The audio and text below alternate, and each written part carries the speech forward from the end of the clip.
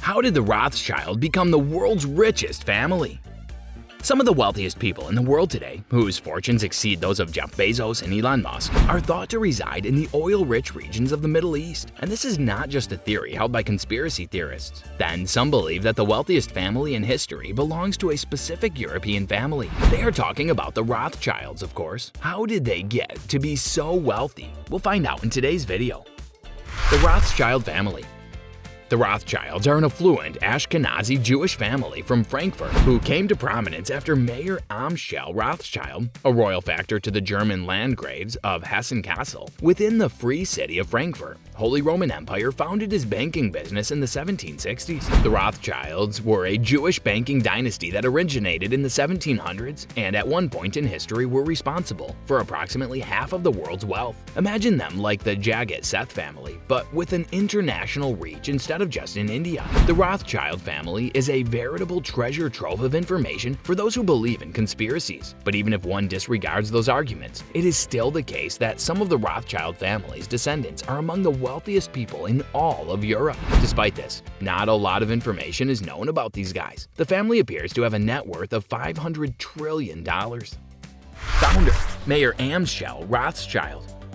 The young Mayor Amschel Rothschild from 1744 to 1812 spent his formative years in Frankfurt's Judengasse, a squalid alley where the city's 3,000 Jewish people were forced to live. The living quarters were cramped and unforgiving. They were prohibited from traveling on Sundays and Christian holidays. Jews were also barred from leaving at night. No more than 2 of them were permitted to walk around town together, and they were not allowed to enter public gardens or cafes. Young Mayor Rothschild was already picking up business skills. Amschel Moses Rothschild Sr. was involved in the currency exchange and silk trade. When Mayor started, he worked for a company that bought and sold coins at the twice-yearly trade exhibitions held in Frankfurt. Mayor was only 12 years old when the smallpox epidemic claimed the lives of his parents. His relatives put him to work for a major Jewish banking business, Simon Wolf Oppenheimer, in Hanover, where he apprenticed. There, Mayor gained experience in the international business and banking, while also becoming familiar with ancient Roman, Persian, and Byzantine coinage. Princes and other wealthy persons were among the collectors of these coins. Jewish businessmen who dealt with aristocracy were referred to as court Jews or court factors.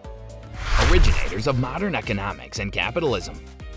Economic theory students will have a firm grasp of how money is created and the part banks play in this process. The Rothschilds are generally thought to be the originators of this practice. They were the first to put money from their banking accounts into colonial government programs globally. As a result, they were able to reap significant profits. It is the standard procedure used by financial institutions worldwide. It is how the economy and the banking system function in their most basic form. They were the first to develop the idea of global banking.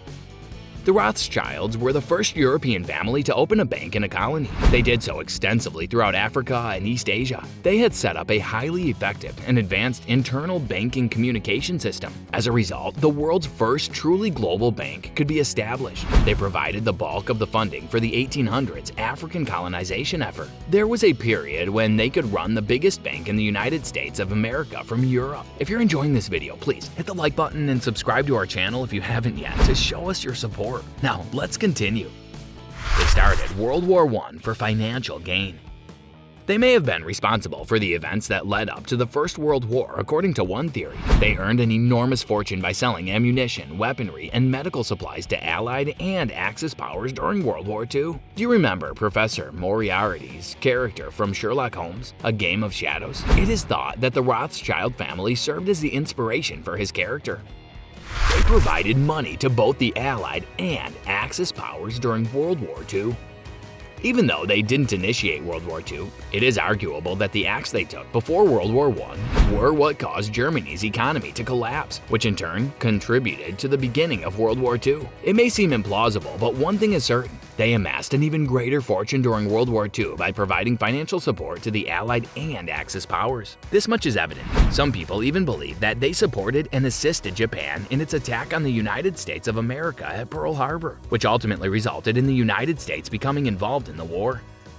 Right now, they have a stake in every major bank greater than 30%. Today, the Rothschild family operates in a largely covert manner. Only a small number of the ancestors' offspring have made it into the public spotlight, and even then it is a completely different role. These descendants are mostly recognized on the wealthiest people in Europe and the proprietors of some of Europe's most successful investment brokerage firms. However, several well-respected financial journalists have asserted that the entire family operates as a shadow organization in the modern day and has a significant stake in most worldwide financial institutions. They estimate that they hold almost 30% stake in all of the major banks taken together.